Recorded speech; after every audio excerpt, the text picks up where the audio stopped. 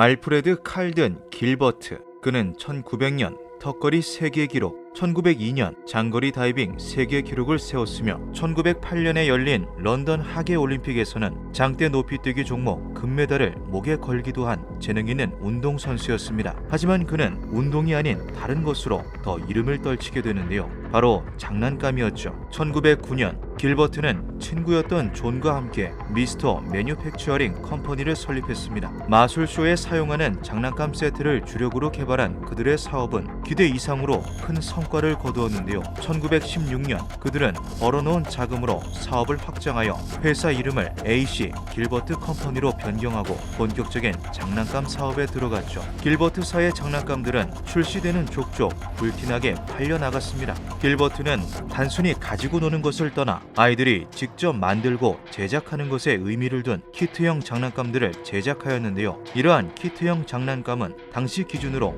아주 참신하고 획기적인 제품들이었죠. 하지만 길버트사의 장난감에는 아주 심각한 문제들이 있었습니다. 아이들이 가지고 놀기에는 너무도 위험하고 치명적이었다는 것이었는데요. 아이들이 자신의 목숨을 담보로 가지고 놀아야 했던 장난감들은 크게 4가지가 있었죠. 1.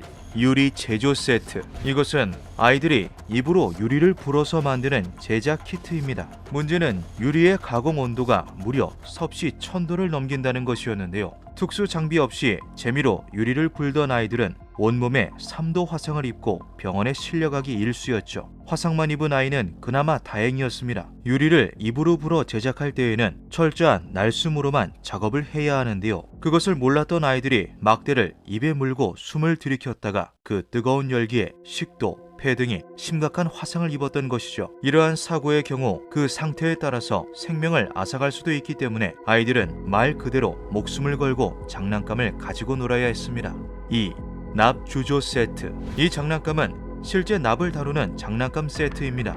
섭씨 327도에서 납을 녹인 후 거푸진 모형에 넣어서 군인 모형을 만드는 키트인데요. 앞서 설명한 유리 제조 키트에 비하면 낮은 온도이지만 327도 역시 아이들이 일상생활에서 접하기에는 비정상적인 온도이죠. 더군다나 다루는 것이 납이라는 게 제일 심각한 문제였습니다. 납은 독성을 가지고 있어서 체내에 쌓일 시 매우 심각한 부작용과 질병을 유발하는데요. 가볍게는 두통, 구토부터 심하게는 뇌 손상, 발작, 혼수 상태를 일으키며 심한 경우 사망에 이르기도 하죠. 당시에는 이러한 납의 중독과 위험성에 대하여 정보가 거의 없던 때였습니다. 납 특유의 쇠향을 달다고 느끼는 어린이들이 많아서 이것을 입에 물고 다니는 아이들도 많았다고 하는데요. 그 후폭풍은 천천히 그리고 심각하게 찾아왔죠. 3. 화학실험 세트.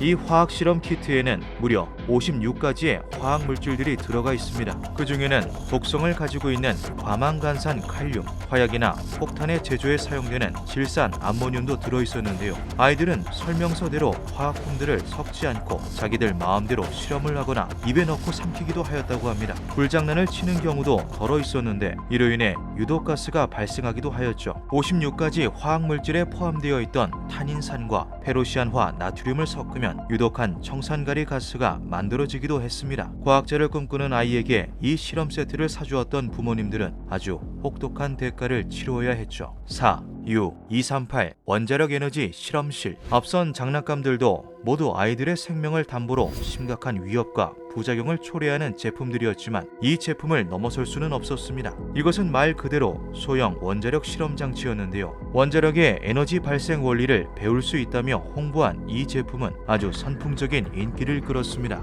판매 가격은 $49로 현 시세로 치면 40만 원에 가까운 금액이었는데요. 부모님들은 아이들에게 핵실험 장치를 사주기 위해서 이른 아침부터 가게에 줄을 서며 기다렸다고 하죠. 제품에는 맹독성 우라늄 물질인 폴로늄을 포함해 방사선 물질 4종류가 포함되어 있었습니다. 제품은 약 2년 동안 5,000키트 정도가 팔려나갔다고 하는데요. 당시에는 방사능에 대한 위험성에 대해 알려지지 않았던 시기였습니다. 오히려 방사능의 강력한 살균 효과를 내세우며 방사능 치약, 방사능 생수, 방사능 비누 등의 위생용품들이 줄지어 나오기도 했는데요. 당시 판매되던 방사능 제품들은 신비의 명약 취급을 받으며 판매 지수 역시 매우 높았다고 하죠. 인식이 이렇다 보니 비싼 가격임에도 불구하고 방사능 제조 키트를 구입하여 자식들에게 주는 부모들이 굉장히 많았습니다. 아이들이 서서히 방사능에 피폭된 것은 당연한 지사였죠. 실제로 해당 제품이 팔리던 때에 소아백혈병 환자의 수가 2배로 급증하기도 했다고 하는데요. 장난감에 포함되어 있던 방사성 물질